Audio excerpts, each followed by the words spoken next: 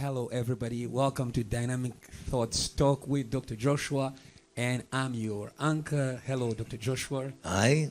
It's good to be here. Yes, welcome to another conversation about the teachings of Jesus Christ that have been given to us by our father, Pastor Kiluba or Kiluba. It's been another wonderful month where we have received bullets, we have received bombs, hallelujah, and they have changed many things, and they will change much more. So that is why we're actually going back. The Bible says the Lord spoke once, I heard twice. And when we go back to listen again, we truly believe that we will not miss anything. Okay, great. And today, you know, as we usually do, we begin with some fun fact of the teaching. Hallelujah. I think all of us, you know, we are aware of the expressions of Pastor Kiluba. Hey, hey, hey, hey. And that table, I think one day that table will break. Okay, great. There is a name to that. I want to find out, okay, who is the most inspired person who can discover what is the name to those expressions. Okay, Dr. Joshua, let's just go, you know, into that and speak a little bit about these wonderful expressions, you know, of the Spirit of God. Dr. Joshua. I think that it is always, I think the expressions themselves are amazing, and sometimes they can catch the audience of God. And if you are very much stuck into or are used to what is the conventional rules of public speaking, you might think, okay, what is happening here? Okay. But I think that we need to move beyond the understanding of public speaking into what we call the ministration or the ministry of the Holy Spirit. Amen. And it was amazing that the person who explained to us, you know, what has happened to us, at least some of us at JTL, and others who have received or, you know, have come into it to encounter the anointing of God that is ministering salvation, revival, and teaching in the nations with Reverend Kiluba. They experience this. It is an overwhelming feeling and an expression and assertion. You know, it's like the word takes the whole of your body. You know, it is almost the fulfillment of what it means, the word made flesh. So you speak not only words, but every fiber of your body is speaking. And he put a name to that, and he said that is called prophetic excitation. Come on. Prophetic excitation. And, and you can see it is usually a build-up. You can see it is a build-up. And we would like you to become aware of these realities in the teaching. And you can see there is a build-up in the mind of God that almost expresses, or there's an outlet into a big revelation, and out there is an expression that supports that revelation. And the expression can come before the revelation, or the expression can come after the revelation. And this we see in the Word of God. We see it with Jesus when the disciples returned, and the Bible says Jesus was filled with joy. You know, I think the right interpretation was there was an outburst. Of joy. And he said, the Bible says, he said, Father, I praise you. So it's almost he got disconnected from whatever was happening there. It's as though he was no longer speaking to the apostles. It's as though he entered into a space and he said, Father, I praise you for these things you have hidden from the wise and the learned, and you have revealed them to the little children. And so it was amazing to see that moment. And if you are of the conventional school of public speaking, you might be a little bit asking, what has just happened right now? But you must be aware of the reality that is there. And the other second aspect to it is that the prophetic excitation does not only affect the preacher, it can also manifest itself in the audience. One day Jesus was speaking, and a woman stood up and she said something that we might find a little bit disturbing. She said, blessed are the breasts that breastfed you. Come on. I mean, that is amazing. Yeah. And it was amazing. So that prophetic excitation is contagious. Yeah. I think that in a nutshell, we want you to be aware of that. And if you follow and pay attention carefully, you will see that there lies an expression of a big revelation. It is also, I dare to believe that there is also the presence of God overwhelms the space. Yeah. But so I think you can add a bit more to that. Yeah, no, definitely. I think usually I think what would happen to me is I would come to church, even to teaching, and I say, today I'm going to behave. I'm going to be in my, intellectual pastor teaching, ministry and ministering to intellectuals. And halfway into the teaching, there I am running. So we clearly see that it is not the work of man, it's the work of the Holy Spirit on and in the man. That's wonderful. And this work of the Holy Spirit, it releases a praise unto God. It's not an organized way of praising God. It's just breath. It's just breath. You don't tell yourself, let me breathe. Breathing just happens naturally. It just comes out of you. If it's in you, it will come out of you. God bless you so much. I think that you are receiving the prophetic excitation. The prophetic excitation. I don't know if I can add something there, because it is an expression of the Holy Spirit. Yeah. And today I would like to extend the discussion of speaking in tongues. Okay, let's go. Because it's speaking. Language is not necessarily words. You got it right there. Yeah. I get you. And so we've got to understand the extent they will speak new languages. New tongues, yeah. So there is in that, it's a message that can be connected to, that can be received, that can be translated. At times, I have to say that in those moments, you receive, like what the Apostle Paul says, I know a man who was taken to the third heavens and heard words that could not be spoken, so he could not speak them. Come on. So how those words could be hidden in an expression. Yeah. So it is an extension of what we call the mysterious expressions of the Holy Spirit, where we speak mysteries in mysteries in the realm of the Spirit. Come on. Yeah, I think.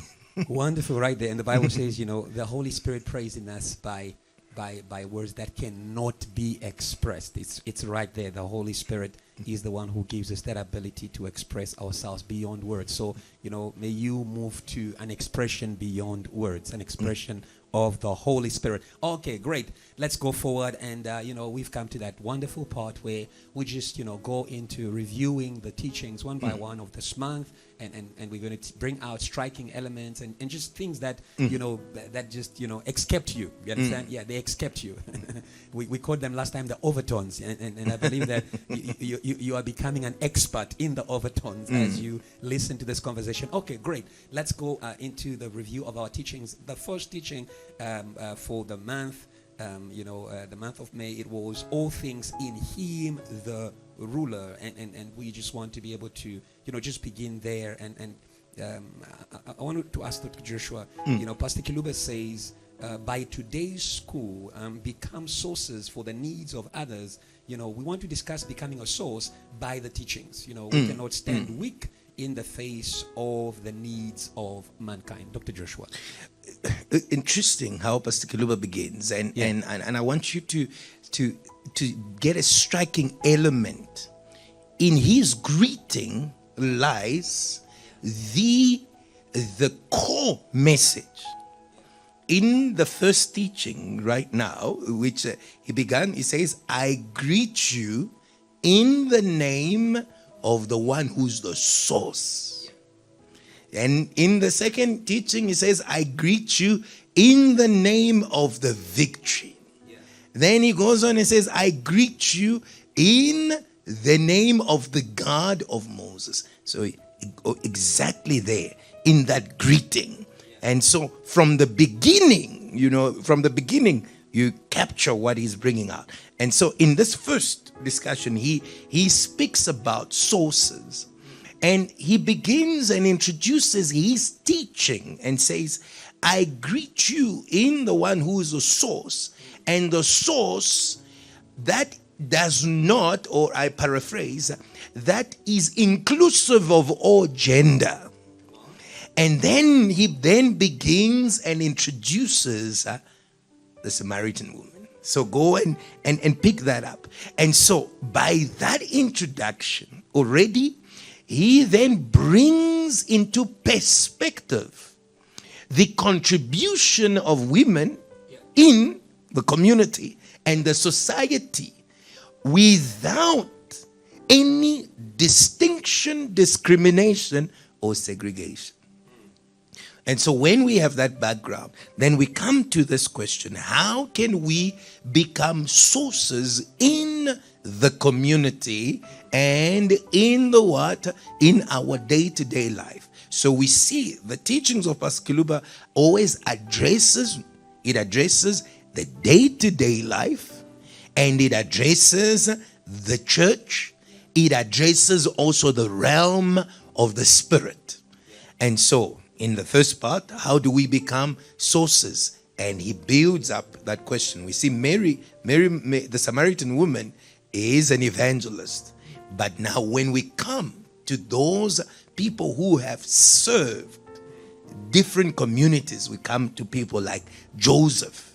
He became a source. I like what Pharaoh would say to his people. Now, Pharaoh was no believer. He said, go to Joseph. He will give you bread. And so the teaching there, we see it brings us to become providers, because being a source is being placed in a position to serve the multitudes.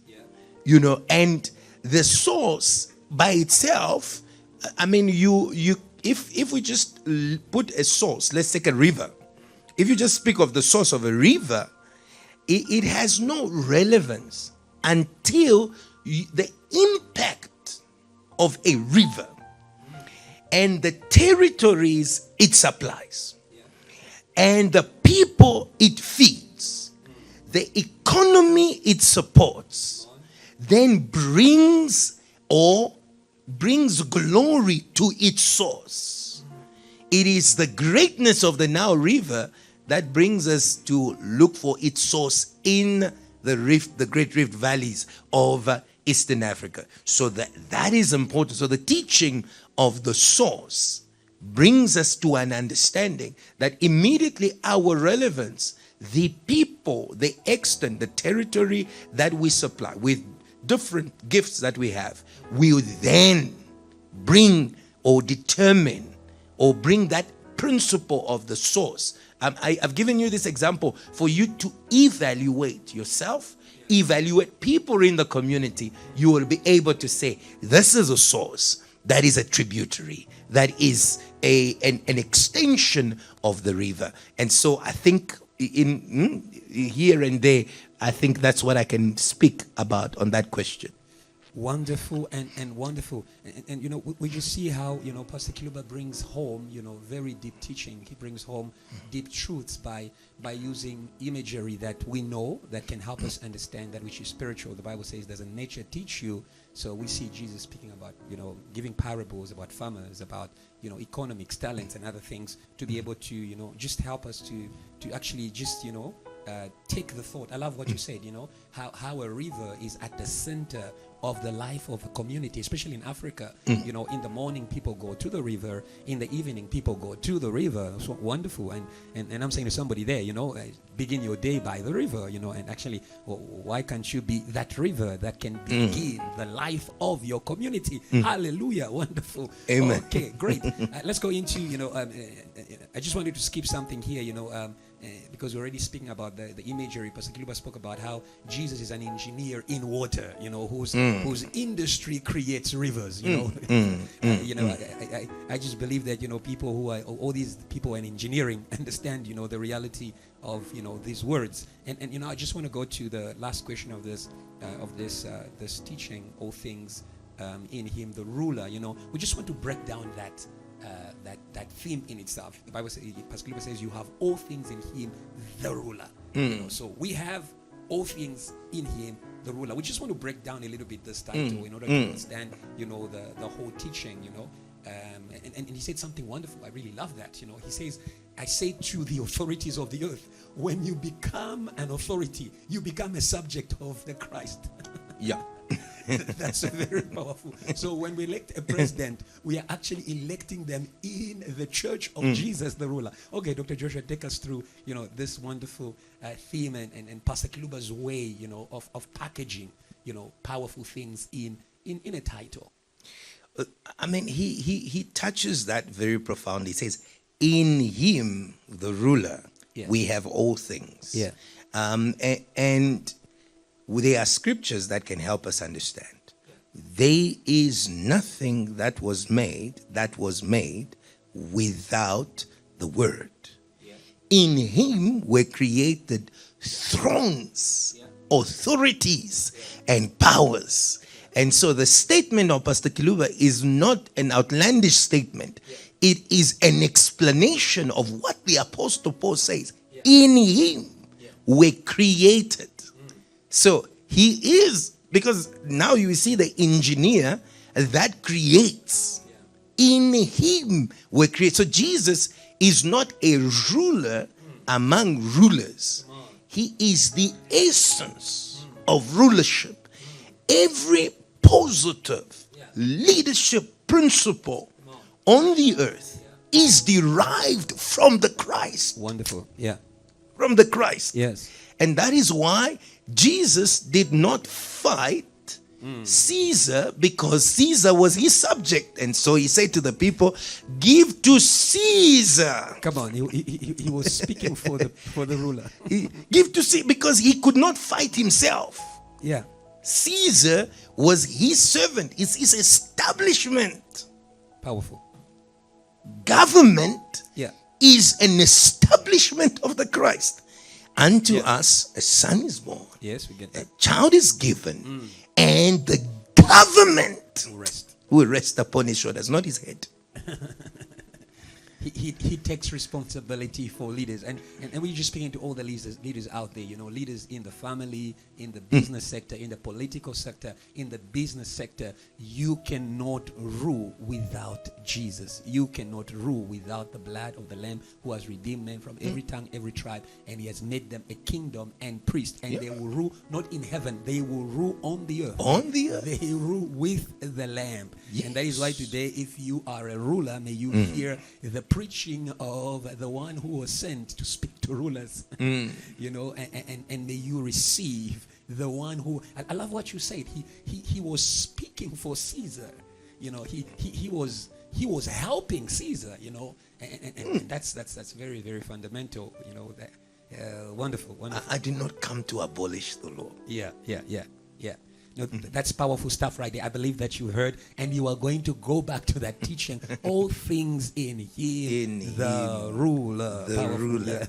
Powerful stuff. Okay, great. Let's go to the second teaching of the month that was seized by victory for a series of victory. Wonderful. In all these things, we are more than conquerors by Christ who loved us. We are not just conquerors in one area, more than conquerors. When the victory begins, it is going to lead to other victories, other victories, and other victories. And we see that with David, who said, the God who delivered me from the paws of the bear will also deliver me from this uncircumcised person. That is a man who believes in a series of victories. No, let's just go forward and let me give Dr. Joshua to share with us wonderful stuff here. Pastor Kiluba says as we go back again, to the beginning, Pastor Kiluba has got a way to start a teaching. Oh yes. There is a teaching in the teaching, and he begins there. His teaching is awakening us to something before he actually takes us to the main thing. Yeah. So before he begins to speak about victory, he begins to speak about the scriptures. And that's powerful. Pastor Kiluba says the scriptures are a way to victory because the scriptures cannot be broken. That's John 10:35. If he called them gods to whom the word of God came, and the scripture cannot be broken. Let's discuss a little bit the scriptures as a way to victory. Because the scriptures, they embody the essence. Yeah. And now we come back because I've seen many people want to have things. Yes. But God is, not has. Come on. Is. Yes. So in the scripture, we find God. Yeah. And where God is, the Apostle Paul, whom Pastor Kiluba refers to, says, if God be for us, come on, who can be against us? So then we replace God with the word. If the word is speaking in your favor, come on, that is powerful. That's why you must not be on the wrong side of the word. That's powerful again. You must be on the right side of the. If the people who are called by my name. So sometimes we listen to Pastor Kiluba says, but why are you still in the world? Why can't you believe in Jesus? Those who have believed in his name, he has given them the power. Come on. And then you become. And when you become, then you are on the right side of the word. And then everything else becomes it becomes defeated. So the scriptures, it's God. And so the annihilation of scripture, come on, is the annihilation of God himself. Come on. And so Moses, in order to cement this, he says, from generation, from eternity to eternity, you are God. So we are stuck. The word remains. Come on. All things will pass. The word remains.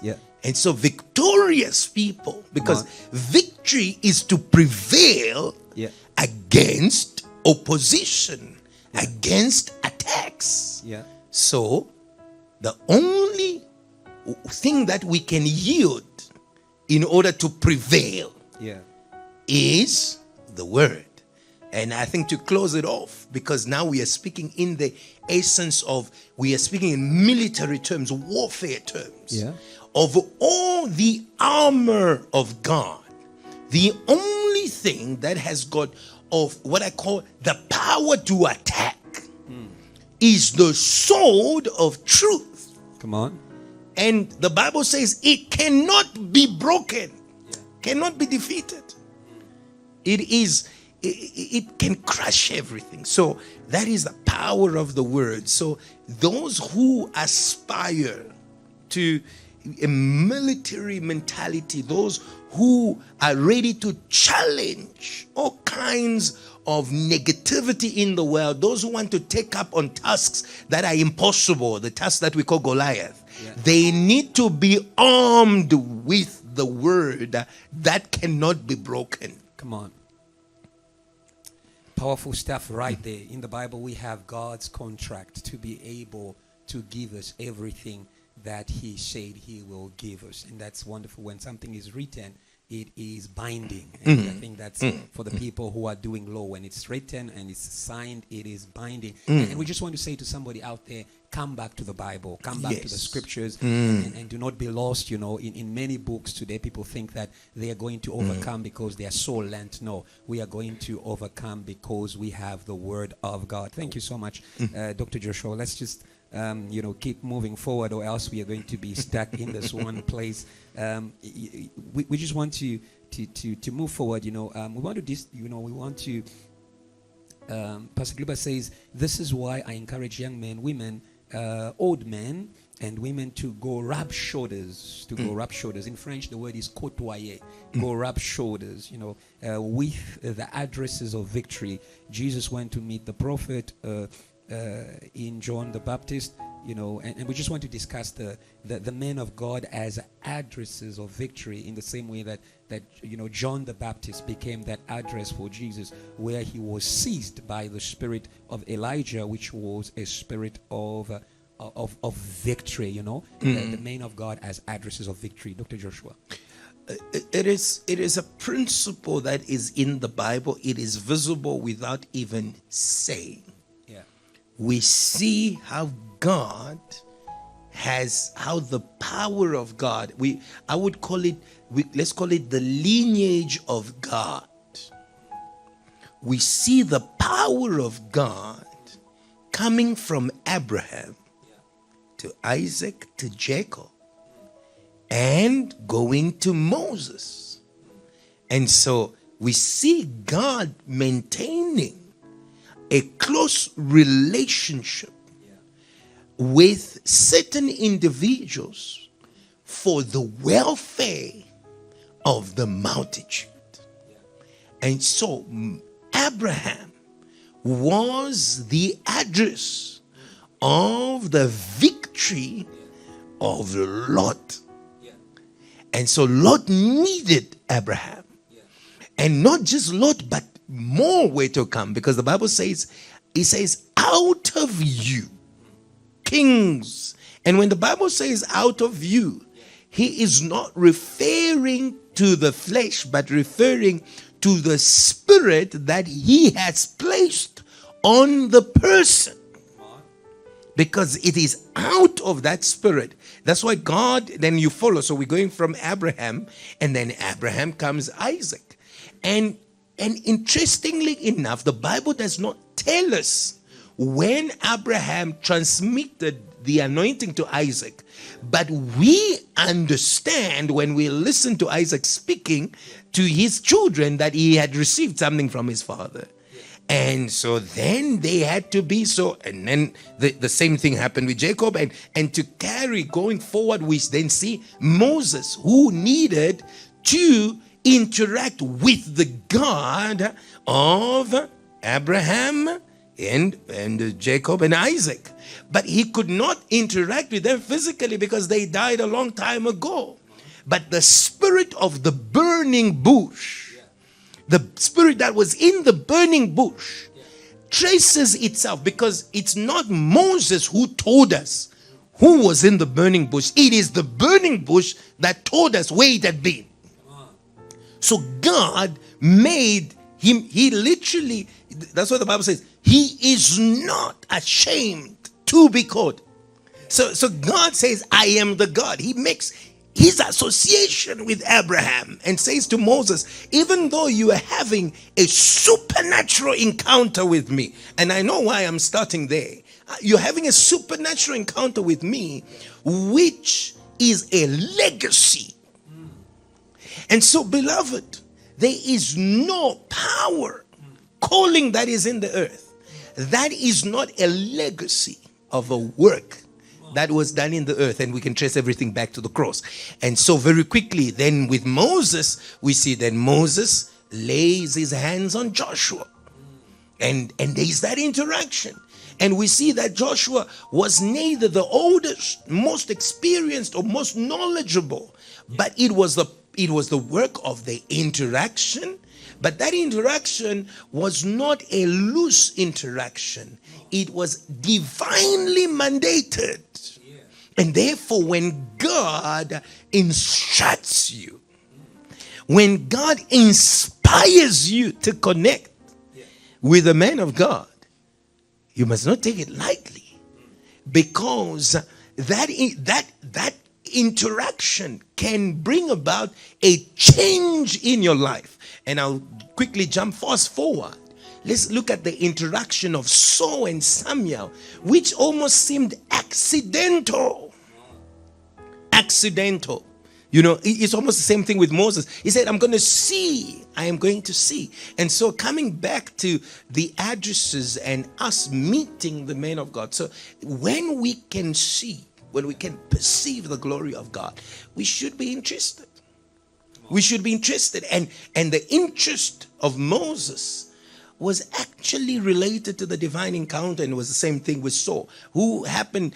I think that God literally took the sheep and spoke to the sheep of King Saul and said, go and get lost close to the house of Samuel in order to create an encounter, you know. And so all these things we have spoken is for us to understand the principle that is found in the book of Proverbs. He who's among the wise becomes wise. And so we need to have that association with the people who have the answer, who have the keys, who can, you know, like Deborah. Deborah was never going to fight the war on the field, but she had the anointing that would empower Barak to operate victoriously against Sisera. And that we see is the same reality with Joshua and Moses on the mountain. And so therefore we must understand that the address of God's victory for our lives is given to men on account of the anointing that God has given them to transmit to us in the season and the time that God is nudging our hearts. Because Jesus did not go see John the Baptist at any time. He only saw him twice. Actually, the first time it was Mary who went to see Elizabeth. But there was an appointment at around 30 years. It was at the Jordan, and Jesus needed to make the move. And Jesus, I like what Jesus said about it, because the address of victory, and this victory, the nature of this victory was great because it was related to the kingdom. It was related to the kingdom. And this is what John the Baptist says to end. He said, Jesus said to John the Baptist, let's do this that we may fulfill all righteousness. Now seek ye first the kingdom of God and its righteousness. So it was a kingdom thing that was happening at that very moment. Time is not with us to actually explain that the time, I mean, from a theological point of view, the time that Jesus went to meet John the Baptist was actually almost around the time in Jewish culture when the men would receive inheritance. And so it was a moment of inheritance. But there's a lot we can build up on that. So yes, men of God, God is established a man of God. And that the Lord taught me specifically about the last days, and I'll continue preaching it to everyone so that they can understand. In the last days, I will pour my spirit on all flesh. Hallelujah. The address of the spirit is on a man, a woman.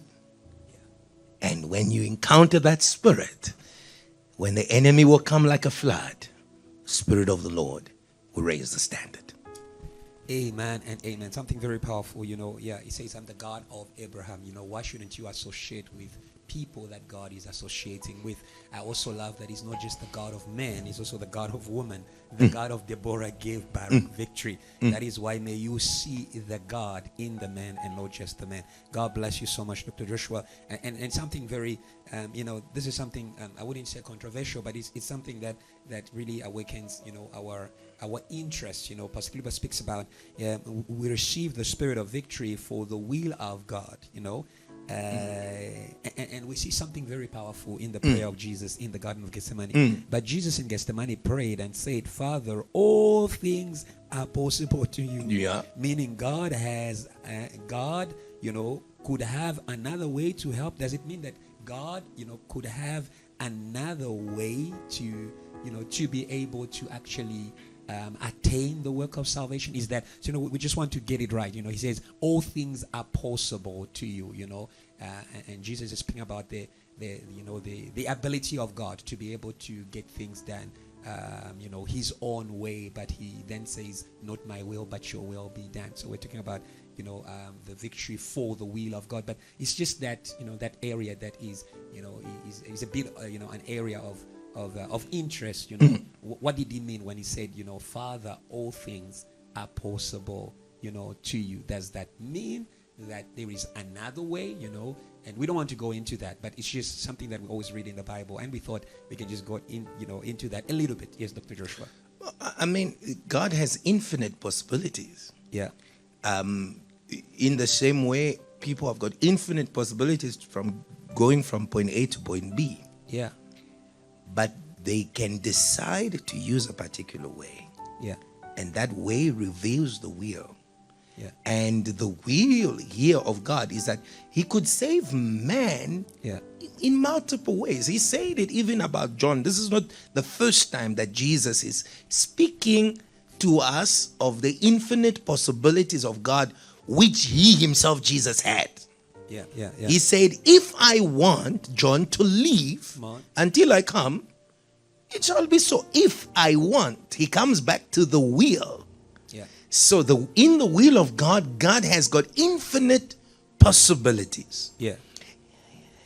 But in the infinite ways in which God can do something, yes, he has a perfect will. Wonderful. Do not be conformed, but be renewed, so that you may know the good and perfect will. Yeah.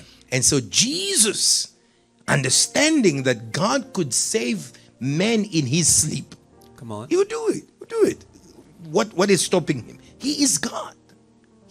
Everything is possible to him. But in his perfect will was the cross.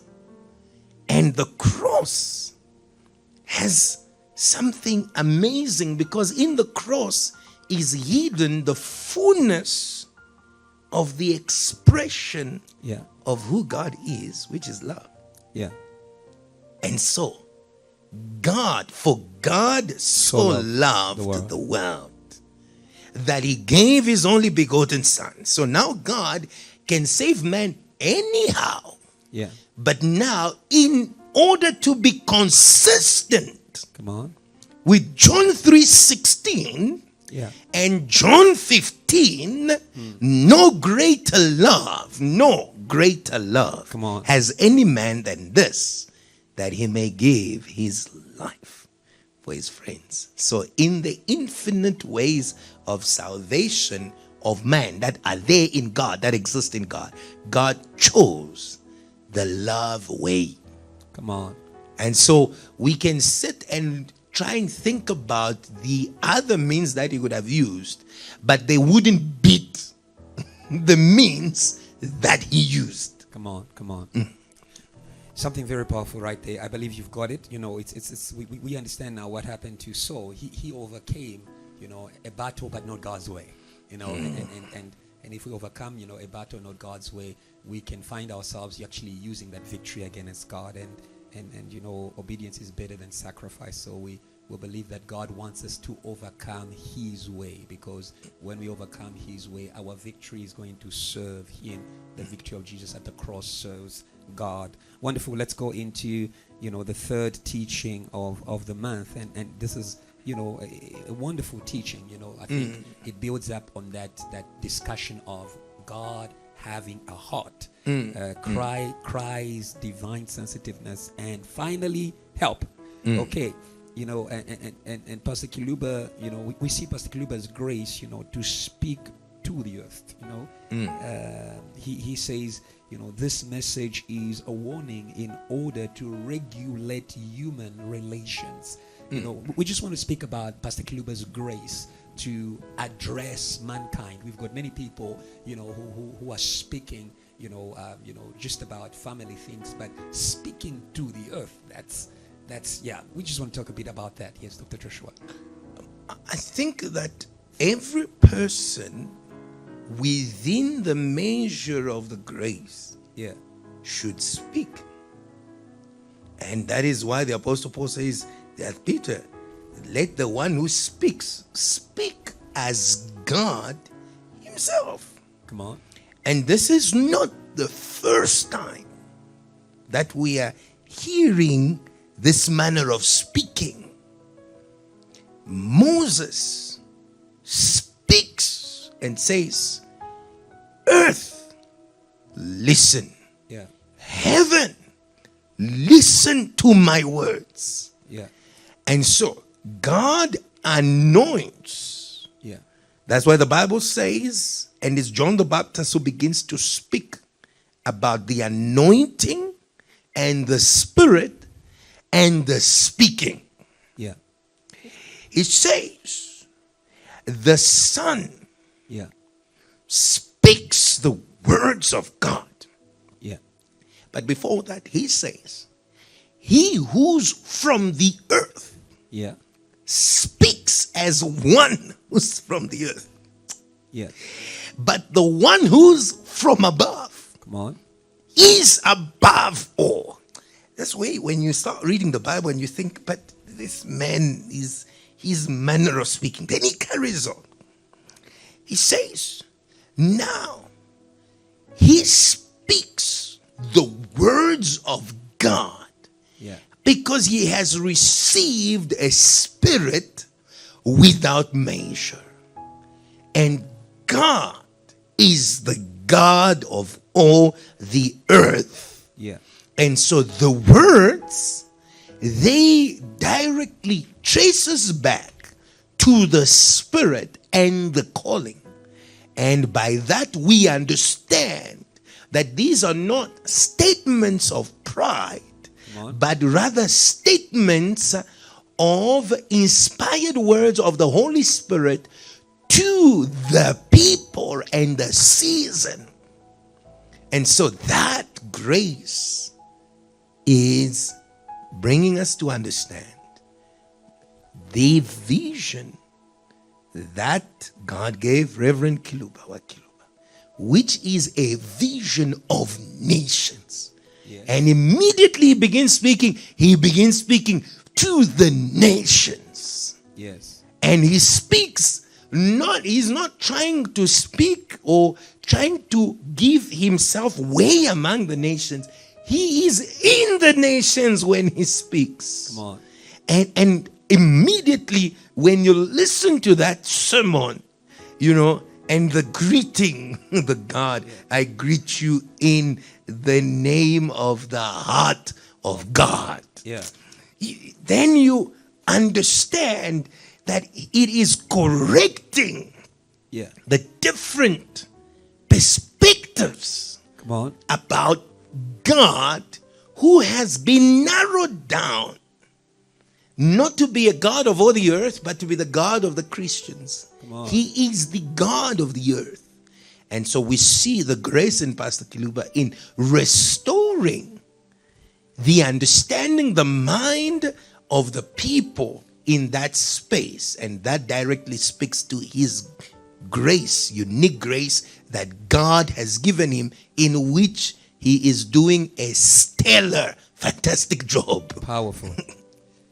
Powerful, powerful. Thank you, Dr. Joshua. And that just brings us into the next question. Pastor Kiluba says that God is sensitive to all the cries of the earth. So when we speak about the cries of the earth, so the cries of the church, but the earth. And the question that comes from here, does God answer cries only through prayer? No, that's why we must go back to the teaching. Yeah. The teaching has got two, I would even say 3 phases to it. They are cries of the earth that are associated with atrocities that we see on the earth. The killings, the rape, the trafficking of people, the harm of one to the next, one brother to the next. Then he goes on and then speaks again about the cries that the church may bring their leaders, that they may cause their leaders, or the vice versa, leaders causing their sheep to cry. And then he goes, then only in 3rd point does he now bring us to the mystery of the locked doors. Go into your room. Chambers, and he then says it and makes a distinction. He says, many a times you do not know how to activate. Come on. You don't know how to activate the anger and the punishment and the sensitivities of God, including his help. And then he brings a prayer as an excellent way to activate the help. And he calls back the earth to intercession. So yes, so God answers every cry. When God answered the cry of Abel, it was not a cry of prayer. It was a cry of, I've been murdered, you know. And so we want every person in the earth, we want every murderer to know that the people that you have murdered, they are crying to God. And the best way that we can offer you here is salvation. And hopefully you stop now. Otherwise, leave the consequences of the man who died next to Jesus on the cross, but found his way in heaven. But whatever way, we are saying he speaks to the world and even speaks to the authorities. He then makes mention of Hitler. If there is any leader out there that has got plans of segregation, racial oppression, and can use their position of authority to actively make life a living hell, it says beware of what is there. So he answers, God answers all the cries. Israel in Egypt, the Israel that God saved out of Egypt, was a worldly Israel. It was a worldly Israel. That's why it's only in chapter 20 that he gave them the first law. You will not have any other God except me or before me. Why? Because in that God was more concerned in the ruthlessness of Pharaoh, which was the killing of children. And then he says something very interesting that is there. But you go and dig up in the teaching. So prayer becomes a way for the church to accelerate the help.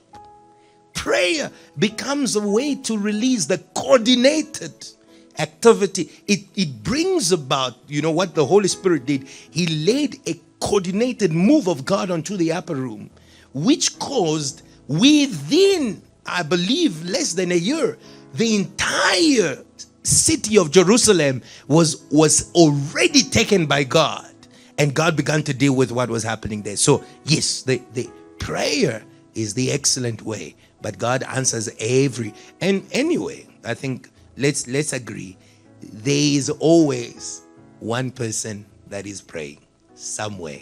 So even when God is answering someone who's answering the crimes that are being done in a war zone, there's an intercessor somewhere that is expediting and moving the work of God. That's why God said to Abraham, if there is only even one, it is enough to activate my work of salvation, transformation, restoration, and punishment, and help, and so on and so on. Powerful right there. And you know, let's just close, you know, this this third teaching of the month of May. You know, Pastor Kiluba says, I am thinking about what will happen after this teaching. It is very dangerous. You know, we just want to discuss the prophetic dimension of the teachings, you know, of Pastor Kiluba, so that people can just go, you know, sometimes you wait for a man of God to say, now I'm prophesying, but, you know, we want to help you discover, you know, how you can just, you know, begin to hold on to those prophetic words that are in the teaching. Dr. Joshua. But I think you need to look out for the prophetic in his teaching, and you will hear it. It is always, for example, he says, I am not saying this to amuse you. What follows next means it has been resolved in heaven. And you follow elsewhere, like he says at this moment, I do not know what will happen next. In other words, I am a messenger of God to inform you that he has resolved to deal with the atrocities that are being carried out on the earth. And what will follow next, I cannot even begin to tell you. And so you must be aware of that prophetic dimension. I like in the teaching of where he speaks about the series of victory, he says, let's activate this word by belief. And so that must, we must activate. Now, to activate, it means the word becomes amen at the moment. And so, and that's is important for us to see that every teaching he brings and gives big lines on different aspects of life and brings us to the understanding that God is doing it now. And so we've got to be aware of those moments. Actually, if you follow the teachings very carefully, they all have, it's full of prophecy. I think we might need to have another time to listen. We listen here, say, okay, listen to this again. What does it say? I mean, let me bring you to a wonderful and amazing, and I don't know if you heard it, because he says something amazing. He says, now God said that there will be war against Amalekite from generation to generation, then says, our battles are programmed. They were already set. So the battle, Saul was not yet born, but his battle was already set, and his victory as well. And for me, that is amazing. And many people say, why me? And not, I'm the answer. I mean, when David saw Goliath, he tapped into his battle. And that's why no one could unlock that, because it was not their battle. That was David's battle. So when he saw Goliath, he said, thank you, Lord. And that's why David says, he says, I praise you, Lord, and I rejoice at the sight of my enemies. Programmed battles. Because these you were meant for me. Meant for me. I can deal with you. And I like it. Even, it's amazing. God says to Cain before he killed Abel, he said to him, sin lies at your door. Rule over it.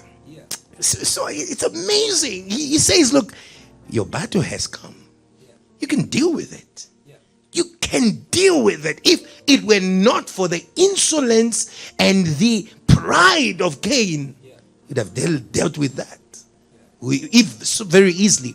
And so there is that aspect. You've got to look out for it. I mean, maybe one last thing, just to bring you to go and review the teaching. He says, the King Saul was anointed with the anointing of Joshua.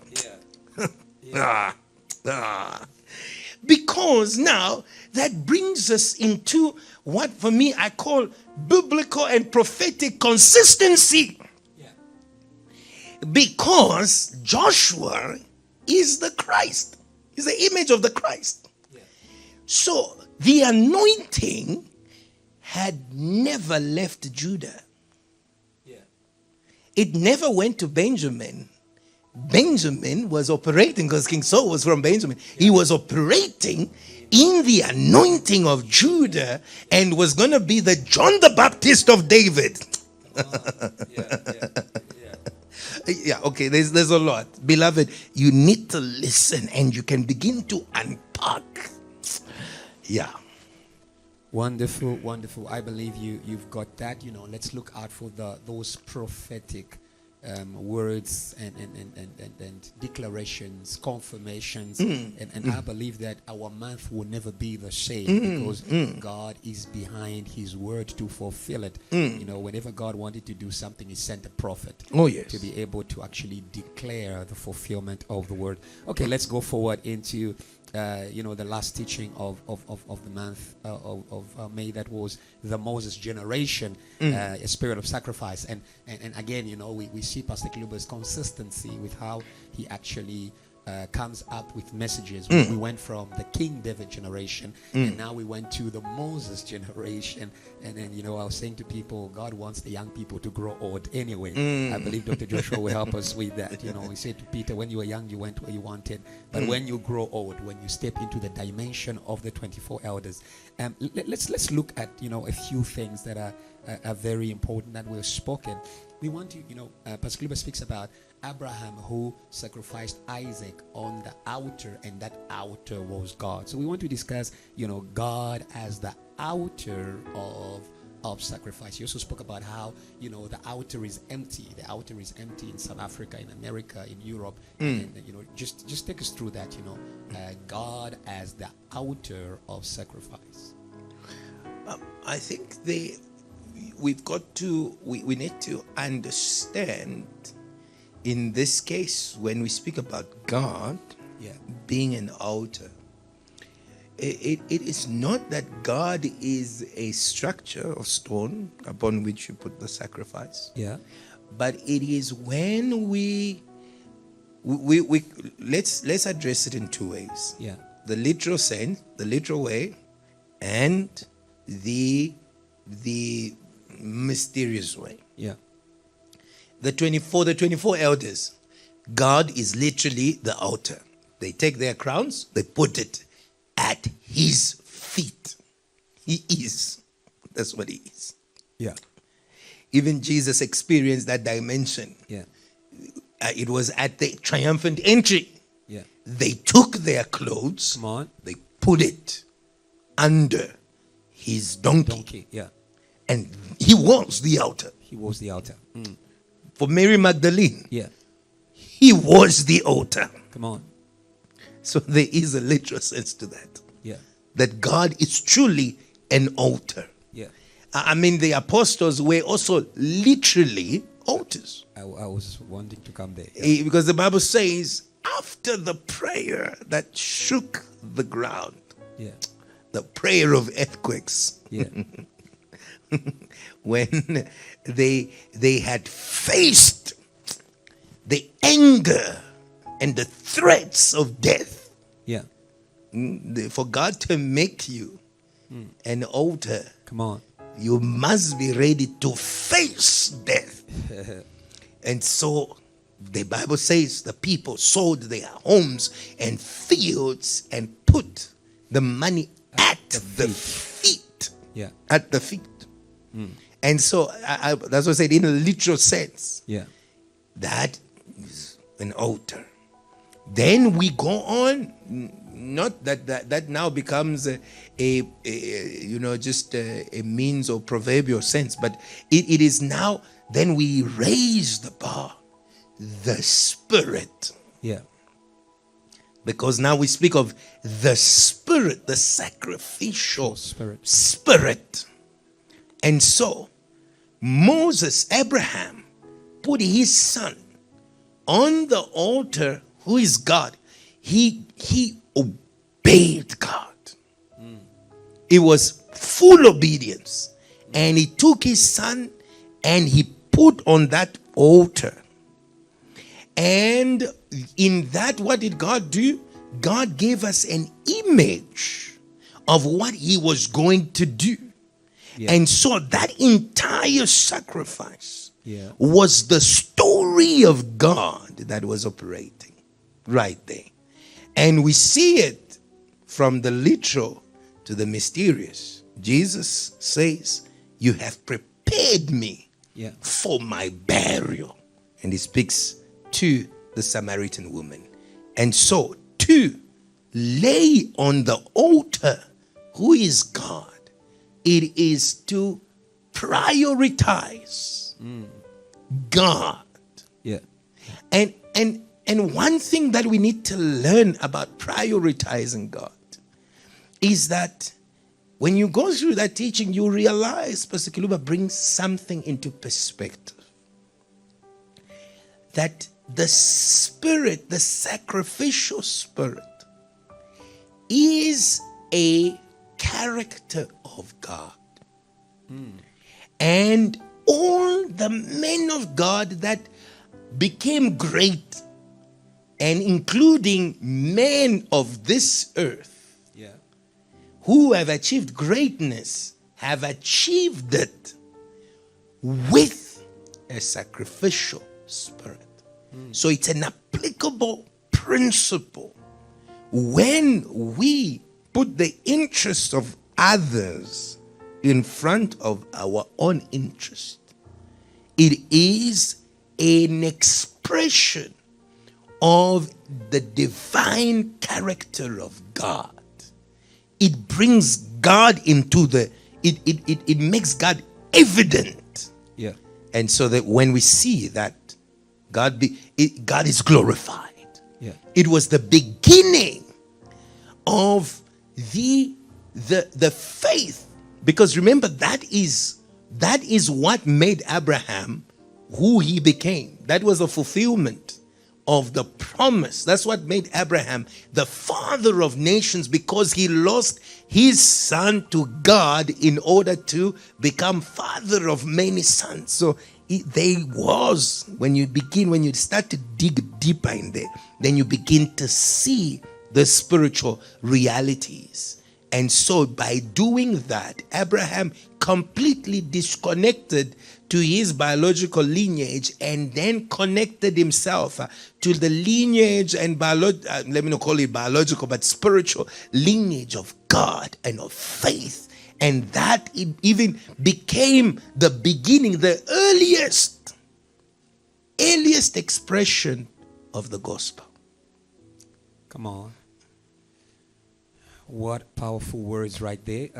We don't have time. We want to actually wrap up, for today, and we just want to be able to get from Dr. Joshua, something that he has actually, captured from the thought, the prevailing thought throughout the month.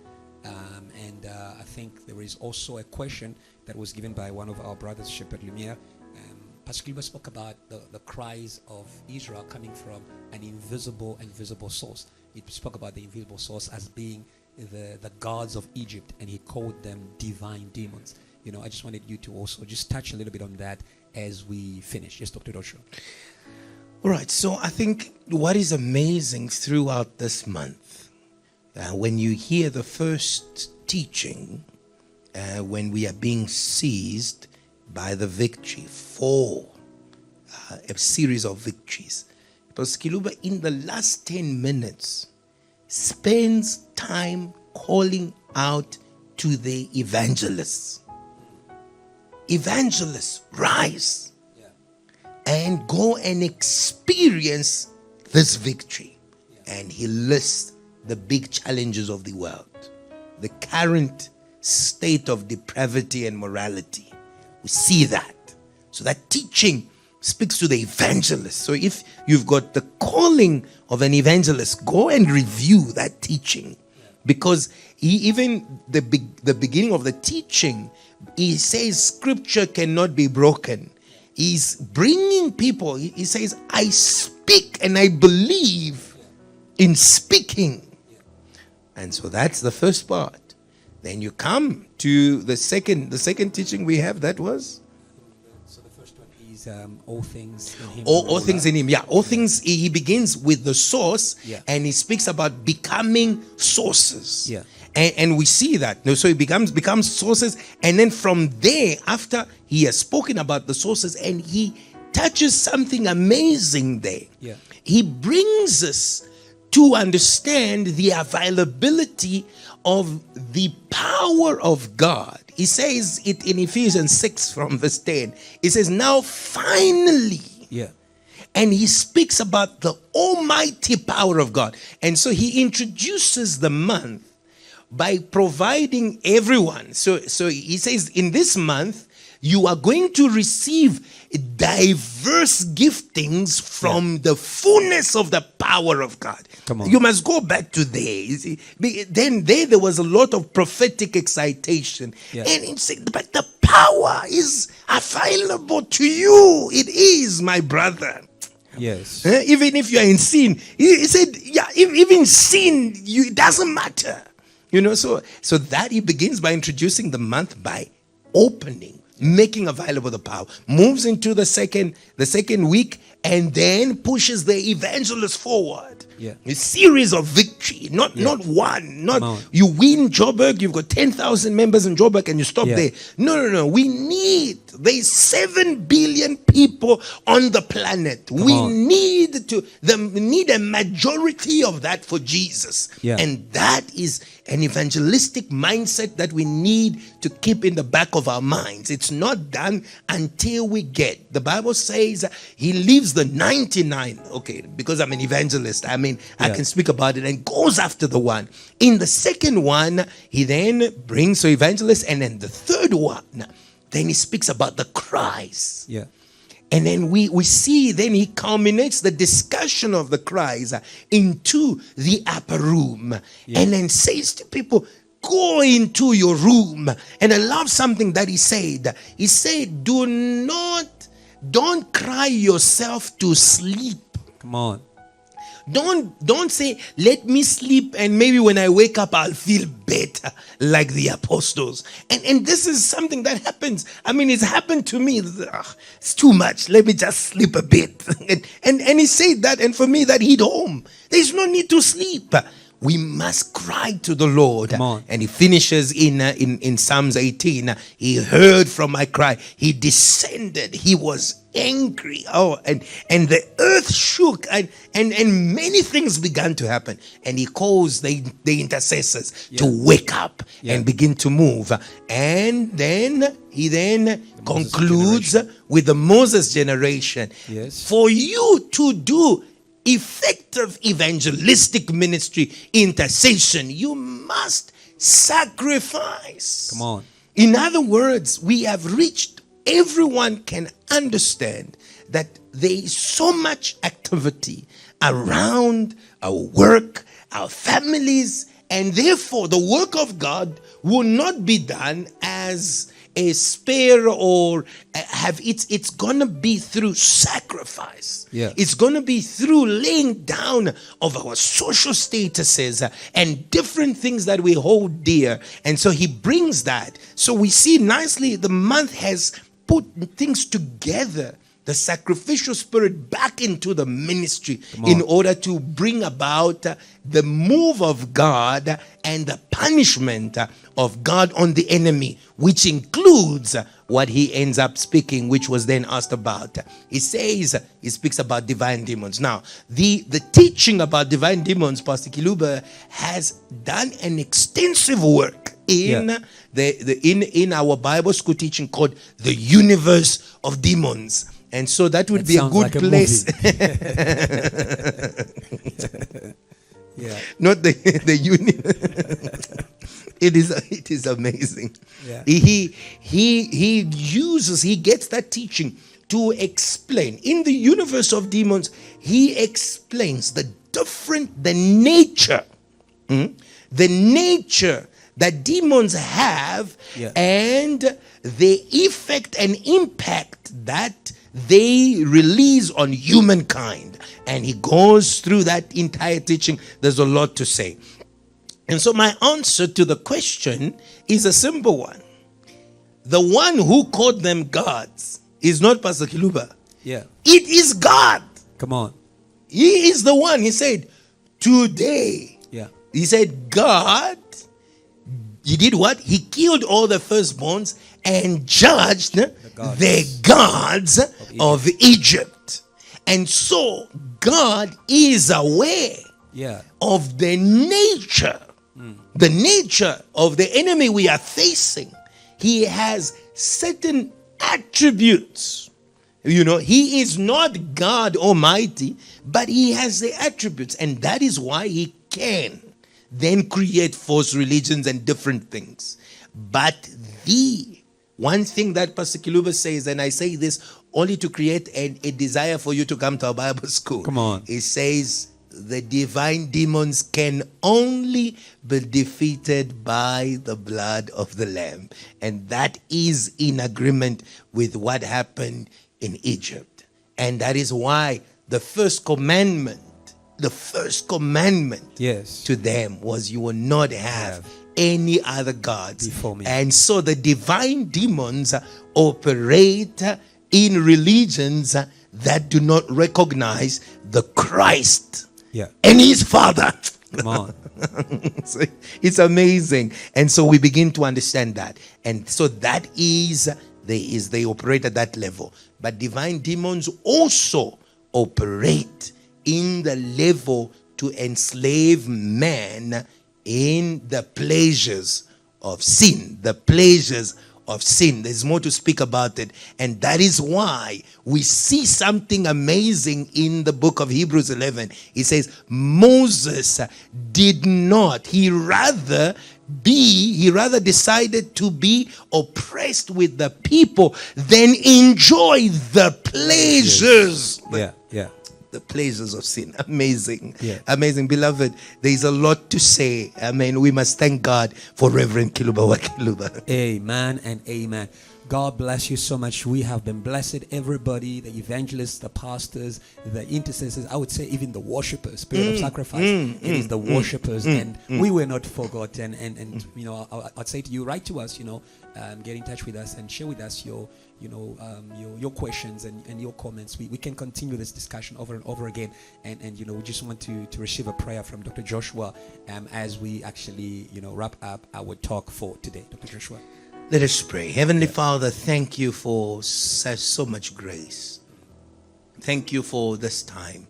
Thank you that we can come here and just share with the rest of the world the things that we have heard in the teaching. And we believe that you have spoken beyond that which we've even spoken here. But we are here to appreciate the calling of Reverend Kiluba. And we are here to make evident the spiritual truths that are being shared, and the prophetic dimension and the teaching and the realities of the love of God that is being expressed in these teachings, and that is challenging the church to take up the challenge of this generation, knowing that we have received and we have everything in Christ and God the ruler to overcome everything that is against us. Thank you, Lord, for Pastor Ebenezer. Thank you, Lord, for everyone out there in the world of the ministry of JTR and all the other churches, and even the people who have come to Jesus on account of these teachings. We pray that they be blessed. We pray that they may continue to move and to grow with God and continue in meditation, because it's through meditation that we will succeed. It is in the mighty name of Jesus we have prayed. Amen. Amen. Therefore we say that we love you and we are serious about it. God bless you.